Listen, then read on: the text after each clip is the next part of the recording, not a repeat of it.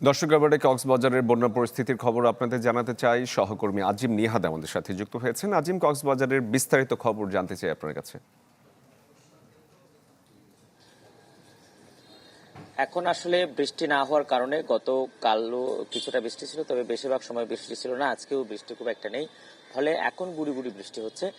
যদি ভারী বৃষ্টি না হয় সেক্ষেত্রে চকরিয়া এবং পেকুয়ার যে ভয়াবহ বন্যা তৈরি হয়েছে সেখান থেকে পানি অনেকাংশে নেমে যাবে। এবং আমরা গত পরশুদিন যেখানে গলা সমান পানি দেখেছিলাম সেখানে কিন্তু গতকাল গিয়ে আমরা হাঁটু সমান দেখতে পেয়েছি। আজকে যেটি হচ্ছে সেখানে আরো বেশি পানি কমে গেছে। তবে পেকুয়াতে বেড়িবাঁধ ভেঙে যাওয়ার কারণে যে সমস্ত এলাকাতে সবচেয়ে বেশি পানি ঢুকে পড়েছে সেখানে কিছুটা দুর্ভোগ এখনো বেশি থেকে গেছে। তবে দুর্ভোগ আসলে চকরিয়াতেও কমেনি, কারণ এখন পর্যন্ত যে পর্যায়ে বা যে পরিমাণ ত্রাণ সহায়তা চকরিয়া পেকুয়াতে পৌঁছানোর কথা সেটি এখনো পৌঁছেনি। যদিও পেকুয়াতে আমরা বেশ তৎপরতা দেখতে পেয়েছি ত্রাণ সহায়তা, কিন্তু সেই ত্রাণ সহায়তা খুব একটা চকরিয়াতে দেখা যায়নি, কারণ চকরিয়া বিশাল একটি এলাকা যেখানে প্রায় 19টি ইউনিয়ন। সেখান থেকে এই মুহূর্তে কিছুদিন আগে একটি আলাদা করে উপজেলাও গঠন করা হয়েছে, যেই উপজেলার মাতামুহুরী উপজেলাতে প্রায় 7টি ইউনিয়ন।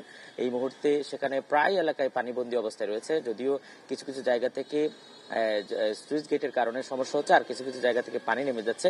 এই অবস্থায় আসলে ত্রাণ সহায়তার পাশাপাশি স্থায়ীভাবে কোনো সমাধান করা যায় কিনা, যে সমস্ত সংকটগুলো তৈরি হয়েছে, কৃত্রিম সংকট তৈরি হয়েছে, সেগুলোর স্থায়ী সমাধান চান। এবং সব মিলিয়ে এখন পর্যন্ত বলা যায় যে বৃষ্টিপাত কমে যাওয়ার কারণে বন্যা পরিস্থিতি ধীরে ধীরে উন্নতির দিকে। শরীফ। নিহাদ, ধন্যবাদ আপনাকে।